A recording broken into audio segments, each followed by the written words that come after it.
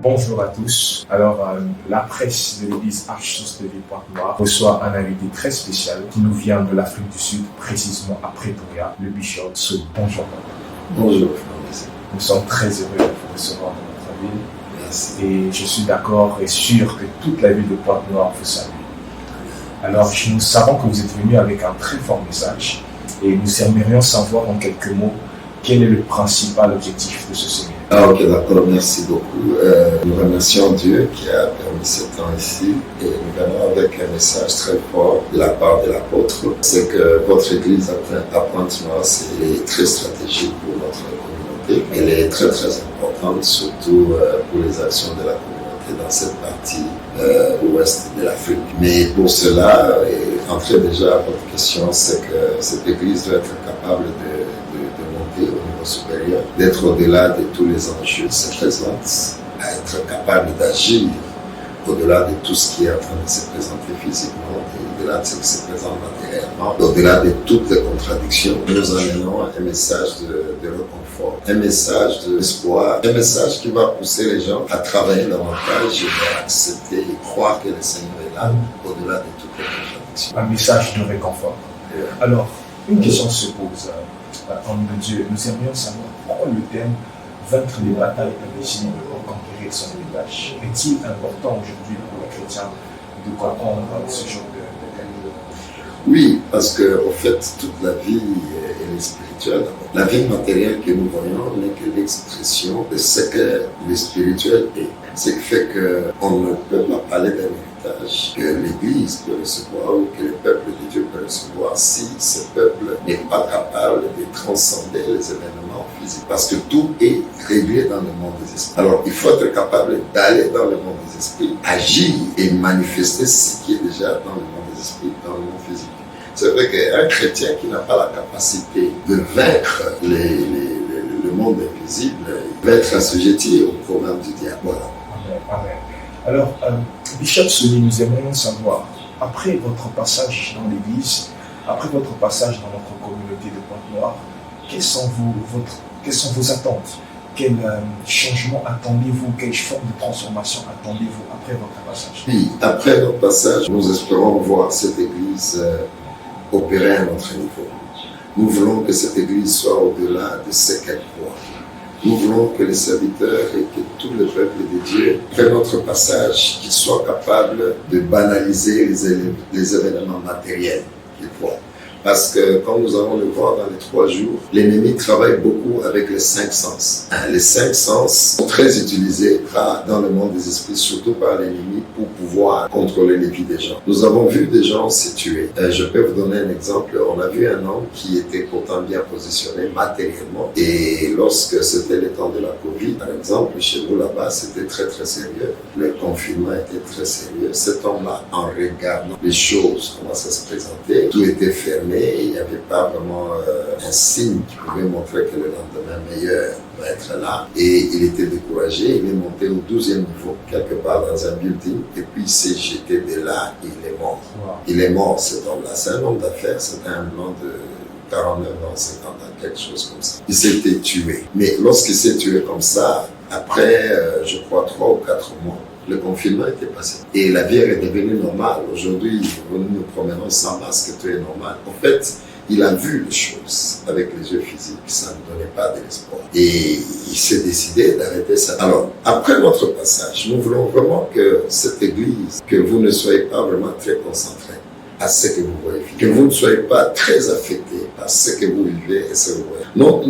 Notre attente après ce travail, c'est que si vous pouvez être de vivre au-delà de ce que si vous pouvez vous accrocher à ce que Dieu attend de vous, si vous pouvez être capable de vivre au-delà des réalités et essayer de vivre dans la vérité, parce que toute réalité n'est pas toujours vraie. Vous pouvez être là, nous voyons Frère Onésime qui est réel, mais ce n'est pas le vrai Frère Onésime. Lorsque le Seigneur, lui, vous regarde, il vous voit comme lui veut vous voir. Et comme Dieu veut vous voir, c'est ça le vrai Onésime. C'est ainsi, par exemple, que Dieu dira à Gédéon, Gédéon manquait même la nourriture. Il n'avait rien, Mais le Seigneur, le fait que Gédéon n'avait rien, ça n'a pas empêché à Dieu de l'appeler vaillant héros. Ça veut dire, malgré tout ce qui était détruit autour de lui, Dieu n'a pas vu ça. Dieu a vu, c'est lui qui l'a créé. Vous voyez? Alors, si vous pouvez être capable de rester dans la vérité de vous-même, au lieu de rester dans la réalité de vous-même. C'est ça ma prière. Regarde comment il appelle David, l'homme selon le cœur. Il est homme selon mon cœur. Mais ce temps-là, David était trop faible. Il n'avait rien et tout ça. Mais Dieu, lui, quand il le regardait, il voyait un roi. Il le voyait. C'était un roi. Ce qui fait que notre attente après ce passage, c'est est-ce que vous pouvez être capable de rester à la vérité de vous-même au lieu de demeurer dans la réalité de vous. Parce que la réalité de vous-même, elle est souvent travaillée par l'ennemi. Et l'ennemi, en travaillant ce qu'il fait, voilà, si quelqu'un n'arrive pas à transcender la réalité ou se connecter à sa vérité, on peut l'arrêter. Il peut être arrêté. Mais c'est très fort et très profond ce que vous dites. Je pense que ceux qui m'ont cru à ce programme m'ont cru quelque chose de très grand.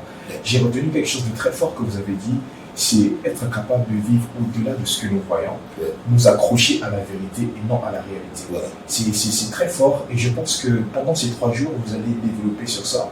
Et avez-vous un message principal à passer à ceux qui hésitent encore à participer à ce séminaire? Le message que j'ai à leur dire, c'est qu'au-delà de toutes choses, Dieu est vivant. Le diable, il fait ce qu'il fait, mais Dieu est aussi. Au-delà de toutes choses, le Seigneur Jésus est vivant et il continue à agir. Et voilà, il est écrit, 1000 tomberont à gauche, 10 000 à droite, vous ne serez jamais atteint.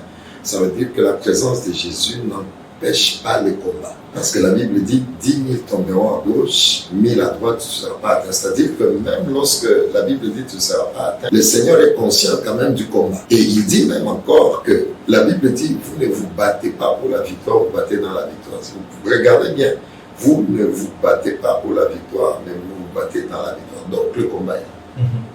Il est très conscient que le combat est là. Alors, le fait que le combat est là, l'ennemi est libre de faire ce mais nous sommes aussi libres de faire ce que nous voulons faire. Amen. Nous croyons en Dieu et nous tenons à Dieu. Les combats seront là, mais restez dans la vérité de vous-même. Et voilà, ceux-là qui nous demandons aux gens de venir, nombreux, la parole que nous pouvons leur dire, c'est que le Seigneur est vivant. Jésus continue à agir.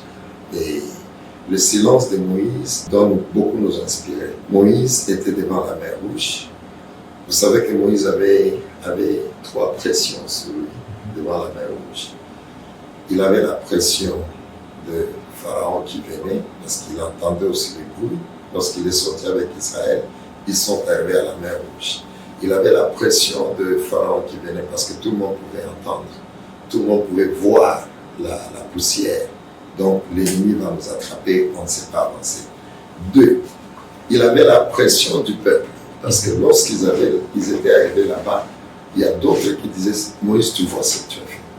Maintenant, Pharaon est en train de venir. Nous sommes au bout. Tu vois, est-ce que tu ne pouvais pas nous laisser chez nous et tout, en Égypte et tout, et tout. » Et puis 3, il y avait aussi ça, la pression de son âme. Il y avait aussi la pression de son âme. Parce qu'au-delà, l'homme, il est esprit essentiellement.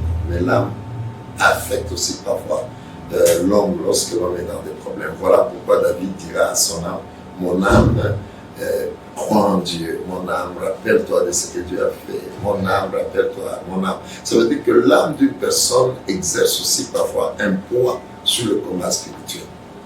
Et David était en train de parler à son âme. Il disait, mon âme, fortifie-toi. Mon âme, c'est le Seigneur qui t'a sauvé.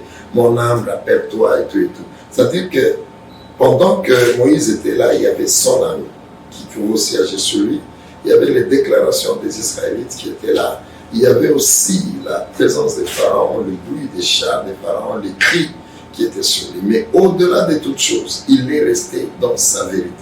Il est resté calme parce qu'il savait que c'est Dieu qui m'a dit de faire ça. Il ne m'abandonnera pas. Donc j'ai envie de vous dire, au-delà de tout ce que vous rencontrez, restez dans la vérité de vous-même. Dieu ne vous abandonnera pas. Il est là, accrochez-vous à ce qui est vrai, banalisez ce qui est réel. Accrochez-vous à ce qui est vrai et banalisez ce qui est réel. Quel fort message. Alors, nous vous invitons. Nous avons déjà commencé les 3 jours. Aujourd'hui, nous sommes à notre 2e jour. Nous avons commencé le séminaire. Et aujourd'hui, nous sommes au 2e jour. Je pense que ce soir, nous serons avec le bishop. Alors, venez nombreux. C'est à l'église Arche-Source de Ville Pointe-Noire, référence Congo Yaourt. Ne manquez pas ce programme. Je rappelle le thème, c'est vaincre les batailles invisibles pour conquérir son héritage. Bishop Sonny, merci énormément. Merci. Et je crois que ce soir, nous serons encore bénis. Que Dieu vous bénisse.